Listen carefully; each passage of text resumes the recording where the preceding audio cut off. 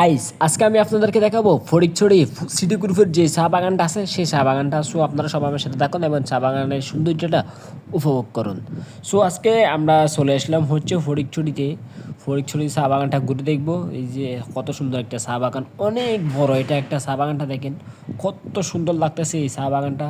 চাইলে আপনারা আপনার বন্ধু বান্ধব ফ্যামিলি নিয়ে ঘুরতে পারেন। জায়গাটা সুন্দর আছে দেখার মতো, এখানে কোনো আবজা ফাটিও নাই। মোটামুটি যতটুকু দেখলাম নিরাপদই আছে। তো আমরা এইদিকে যাওয়ার জন্য শর্টকাট রাস্তা দিয়ে, মেন রাস্তা দিয়ে না গিয়ে শর্টকাট রাস্তা দিয়ে ঢুকার সময় এই বাঙ্গাটা খেয়াল করি নাই। সো আমাদের রাস্তা এই যে বাঙ্গার উপরে চলে যেতে হইলো। সো অবশেষে হালকা বাঙ্গা, বেশি না, বাঙ্গাটা ফেলে গিয়ে আমরা আবারও চলে আসলাম দুনো রাস্তায়। যাই হোক, এই রাস্তাটা ভিতরে হলো কিন্তু রাস্তাঘাটটা অনেক সুন্দর ফটিকছড়িতে। সো যাওয়ার সময় এদিকে যেতে যেতে দিতেছে কত সুন্দর একটা ঈদগার ময়দান।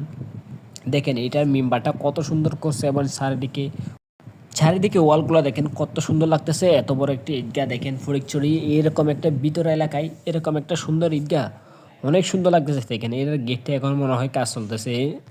অসুস্থ এখনও যায় না কাশিরা, যার কারণে ভালোভাবে ভয়েসটাও দিতে পারতেছি না। যাই হোক, আপনারা দেখেন কত সুন্দর লাগতেছে ঈদগাহটা এবং মেম্বারটা অনেক সুন্দর। যাই হোক, অবশ্যই আস্তে আস্তে আমরা সামনের দিকে এগিয়ে লাগলাম। দেখেন রাস্তাঘাটটা মোটামুটি ভিতরের দিকে হলেও রাস্তাঘাটটা মোটামুটি ঠিকই আছে। এই যে দেখেন চা বাগান, এই চলে আসলাম চা বাগান। আপনাদেরকে মনে করেন সামনের গেটের ভিডিওটা দিই নাই, এটা ভিডিওটা করার সময় একটা মনে হয় কোনো একটা কাজে ছিলাম, যার কারণে ভিডিওটা করতে পারি নাই। দেখেন কত সুন্দর লাগতেছে চা বাগানটা। এখনও মাত্র আমরা ঢুকতেছি, ঢুকার সময় তুলছিলাম এই ভিডিওগুলো। দেখেন সিটি গ্রুপের চা বাগানটা অনেক সৌন্দর্য। দেখেন দেখেন কত বড়, কত সুন্দর লাগতেছে। দেখেন কি বাঁশখালী চা বাগান ভাই, এটা অনেক বড় চা বাগান। এটা ঘুরতে গেলে আপনি বাইক নিয়েও 1 ঘন্টা লাগবে, কারণ এত বড় এরিয়া আর অনেক জায়গাতে বাইকও নিয়ে যেতে পারবেন না।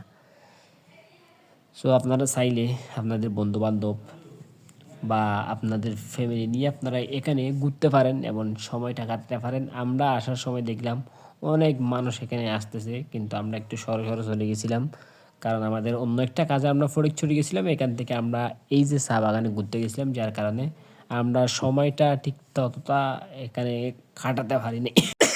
কাশির জন্য বয়সটাও ভালোভাবে দিতে পারতেছি না। সো সবাই ভিডিওটা ভালো লাগলে অবশ্যই লাইক করবেন এবং কমেন্ট করে জানাবেন আপনি গেছেন কিনা।